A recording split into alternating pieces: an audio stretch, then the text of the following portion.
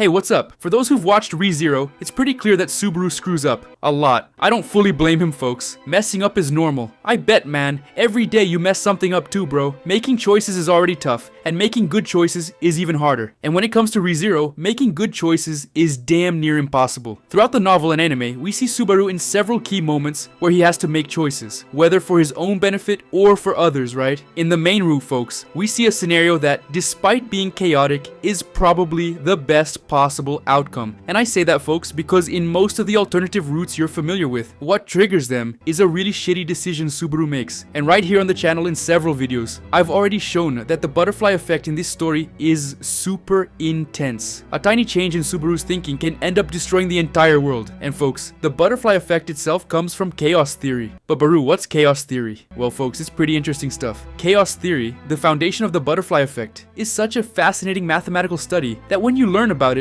you start seeing the world differently. And this law, folks, is probably one of the most important laws of the universe. You might ask, yo Baru, if it's so important, why doesn't everyone know about it? Well, folks, this theory is so vast that it applies to literally any scenario. The core idea of chaos theory says that a tiny change in something can cause massive, completely unpredictable consequences. The study that laid the groundwork for this theory found that a tiny change in a decimal place on a computer calculating air movement led to a completely different result than expected. And when I say different, folks, I mean it changed everything. Just because the guy rounded off 2 decimal places from a number that had like 5 or 6, you know? He took off 2 decimals, and it fucked everything up in the end. The study's conclusion was that even the flap of a butterfly's wings, that little breeze, you know, could cause a hurricane in the end. It's like a tiny domino hitting a bigger one, which hits a bigger one, and so on, until it hits a massive one and screws everything up. That's more or less how the butterfly effect works. It's completely unpredictable and impossible to stop depending on the size of the chain of events, you know, bro. And man, ReZero is full of events like that. And folks, I think this theory is super cool because ReZero is basically that. You watch ReZero and you see chaos theory in action. Subaru made a ton of bad choices that led to even worse scenarios. And of course, he made a few, very few good choices, right? Gotta have those. Then you'll say, yo Baru, you're only gonna talk about the alternate routes. Did he only screw up there? Nah, folks. The guy messed up so much in the main route that he ended the world a few times too, bro. And I'm gonna break it down for you here. And folks, to be different from Subaru and make a good choice, just subscribe to the channel, bro. I guarantee it's a great choice, man. Trust me. In this video, I'm gonna list Subaru's biggest screw-ups from Arc 1 to Arc 7. So, this video has spoilers, alright? Let's dive in.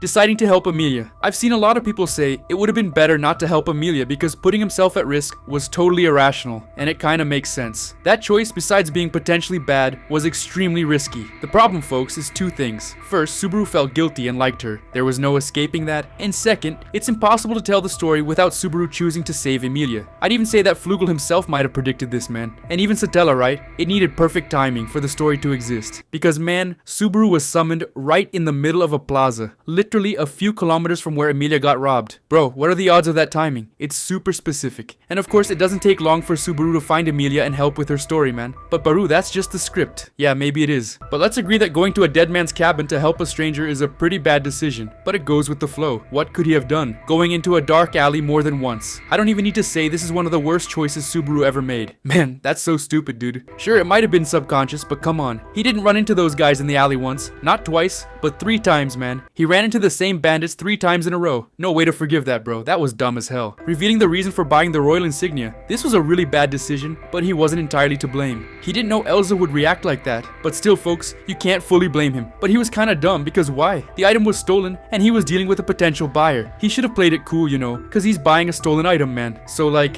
I'm buying this stolen item from a shady buyer. He should have said, yo, I'm buying this for myself because I want it, man. And screw it, I'm not saying anything. But no, the guy had to say he was returning it to its owner. Man, that's so dumb, dude. I tried to defend him, but nah, no way. Deciding to do everything alone and not ask for help. This was definitely one of the worst, if not the worst, decisions Subaru made in Arc 1. Folks, in the Pride route, Subaru tried to do everything alone and take down Elsa by himself. Just learning her fighting pattern, man. And of course, after dying 88 times in a row, he went a bit nuts, right, bro? He was like, oh, I'm used to it now. I'm gonna go full psycho and that's that. But like, folks, if he just went crazy, that'd be fine. The guy literally turns into a serial killer, man. He sets the entire kingdom on fire, just so Amelia could be queen. Now, do you get what I mean by the tiny domino hitting the bigger one, which hits the bigger one, which hits a giant one in the end? The tiny little domino was Subaru deciding to do everything alone, man. If he'd called Reinhard, like in the main route, none of this would have happened.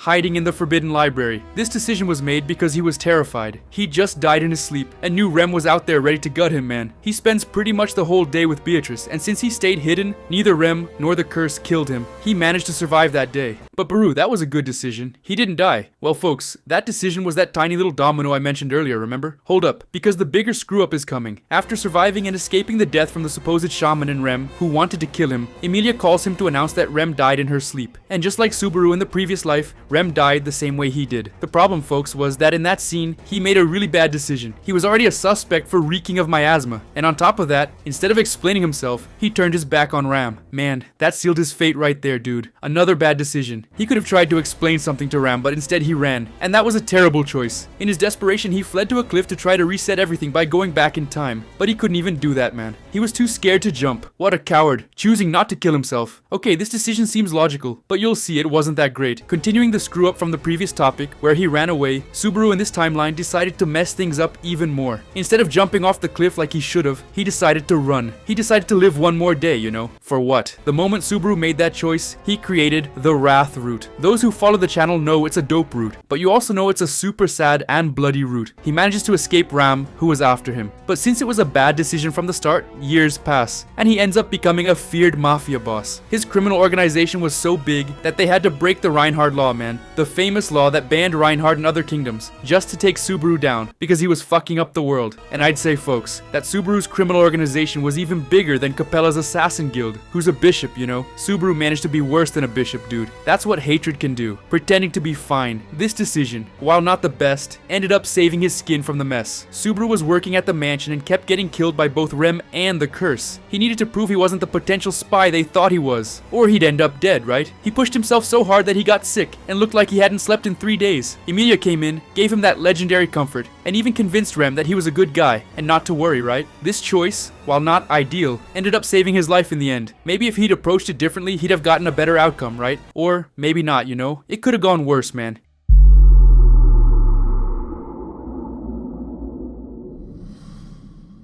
Arc 3, folks. In this arc, it's one screw up after another, man. It's insane. In this arc, Subaru outdid himself with bad choices, man. Holy shit. Invading the royal selection. Folks, I think everyone hates this scene, dude. Subaru not only ignored Emilia's request to wait for her, but he also invaded a royal selection. Folks, this isn't just any selection. It's the selection for the next king or queen, man. The next monarch. The guy just straight up barged in there, dude. And as if that wasn't enough, he gave a speech that completely fucked up Emilia's chances, man. Think of a dumb guy, bro. Holy shit, right? It's tough. Man, Baru, he really screwed up, huh? Good thing it's over. No, it's not over yet. There's more. In the same episode, Subaru managed to pull off 3 screw-ups in a row, man. Another fuck-up was accepting a duel he was clearly at a disadvantage in. Holy shit, man. Right after screwing things up for Emilia, Julius challenged him. He accepted and became a punching bag, dude. My friend, the guy got beat up so bad there, man. That's why it was a super dumb decision from the start. Threatening a royal candidate with a spoon. Guys, this was definitely one of the stupidest choices I've ever seen, man. Subaru was threatening Krush Karsten with a spoon. Man, that's so idiotic, dude. He was so desperate for help to defeat the witch's cult that he saw no other option but to threaten Krush, man. And worse, it was with a spoon, bro. Not even a blade or something, you know? Literally anyone in that room could have killed him. And if I remember right, threatening a royal candidate is a crime, you know? Like, you get arrested, killed, or whatever, man. I think it's a super serious deal, you know? But she let it slide, so it's all good, right? He survived, telling Emilia about return by death. Folks, this was a really bad choice, and he regretted it instantly. In Arc 3, Subaru had tried everything to stop the mansion attack, and he saw no other option but to grab Emilia and drag her out of there. Obviously, man, she thinks he's crazy, they start arguing, and he reveals he can return by death. Instantly, the Witch of Envy shows up and crushes Emilia's heart right there, and kills her instantly. Subaru was totally desperate and realized that was a terrible choice, running away with Rem. Even though I absolutely love this if route, I can't deny it was a terrible choice. But Baru, Subaru lived a happy life. Yeah, that's true, but everyone he left behind ended up dead, dude. Everyone in the mansion died, man. The folks in Arlem Village, Ram, Petra, Emilia, everyone died, man. Even though he lived a fucking enviable life, I have to say it was a really bad choice. Seeking revenge on Betelgeuse. Even though it's not officially from Tappei's written series, the author had a hand in that story, man. And since it's a mobile game, this route was quite different from the others because basically, folks, this route showed us that if Subaru pursued this path of revenge, it'd lead to a lot of shit. He spent over 20 years chasing Goose, only to kill himself in the end and have the save point reset back to the apple stall, man, my god.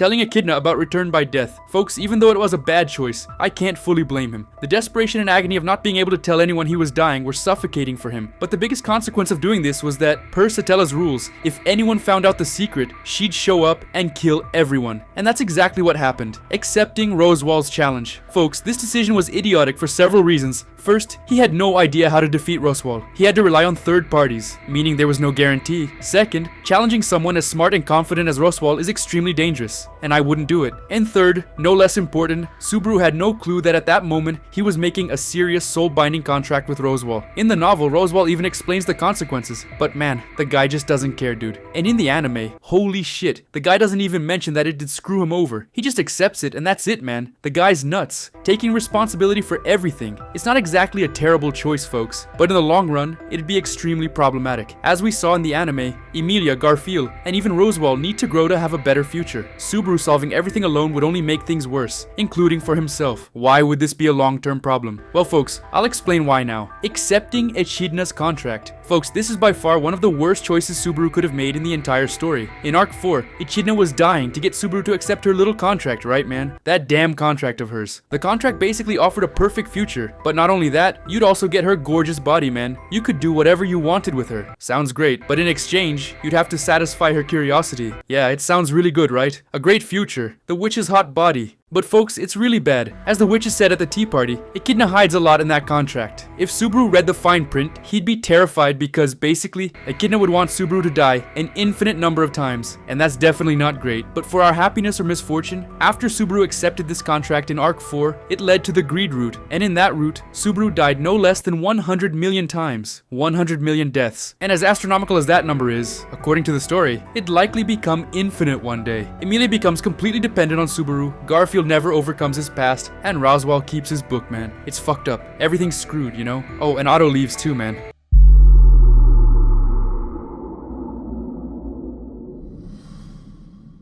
Facing Sirius alone. This arc didn't have many bad choices from Subaru because, man, he did really well, but there were moments where he fucked up, no denying it. In some moments when he tried to take on Sirius recklessly, he ended up dying. In fact, all his deaths in this arc are tied to her, so like, you know, man, he made some bad choices. Sure, most of the time he didn't know her powers, so you can't fully blame him, but still, Arc 5 had to make it into this video somehow, man.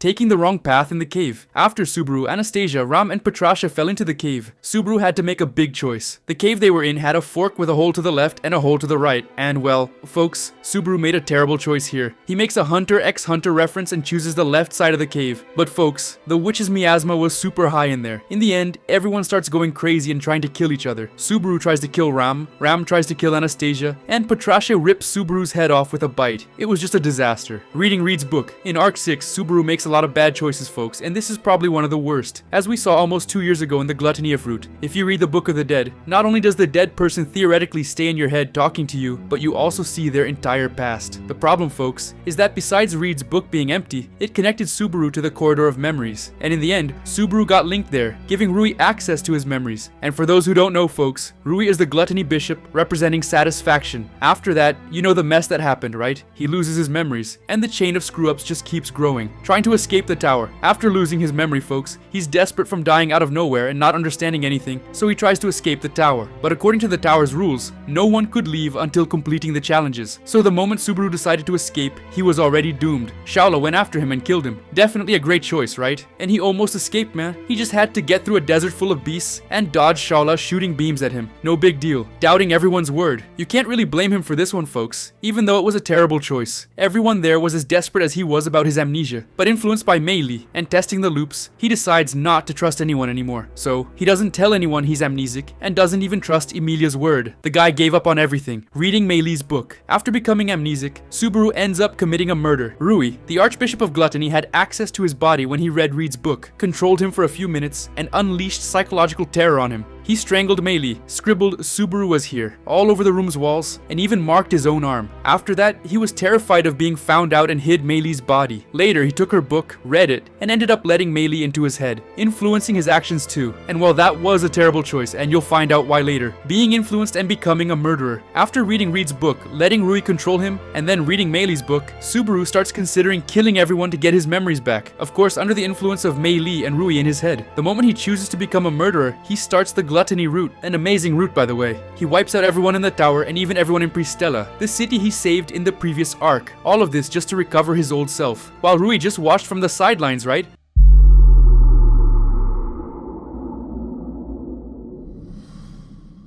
Screaming in a strange forest. After Subaru, the awakened Rem, and Rui end up in the Valekia Empire, they start arguing. Subaru was super pissed at Rui for screwing them over in the previous arc, so he tries to take her down. But since Rem was still without her memories, and Rui seemed mentally messed up, Rem decides to protect Rui and flee from Subaru because he seemed like the aggressor. As a defense, Rem strangles Subaru until he passes out and escapes with Rui, leaving him there, unconscious, until he wakes up later. The problem, folks, was that after he woke up, he starts running through the forest screaming Rem's name. But that was a terrible choice because he was easily spotted by a Sardakian, a native tribe there, and he ends up getting hit by an arrow so hard that he's thrown into a tree and dies on the spot, revealing secret information. After Subaru met the Sardakian tribe and Todd, a soldier from the Valekia Empire, they became friends. But in a previous loop, Subaru discovered there was a huge beast in that forest, a kind of green serpent. Subaru accidentally tells Todd about it, and Todd gets uneasy and says he'll report it to the general. By nightfall, Subaru finds out the entire forest was burned because Todd told the general about the beast. In the end, the entire Sardakian tribe was wiped out because of Subaru, and Subaru couldn't even escape it because one surviving Sardakian killed him with so much hatred, it's unreal. But out of this whole video for me, his worst choice was leaving home, man. If he hadn't done that, everything would have been fine. Do you agree with me or not? But what about you folks? What did you think of this video? Drop it in the comments. I want to hear your opinions. And even if everything goes wrong, you can always start from zero again.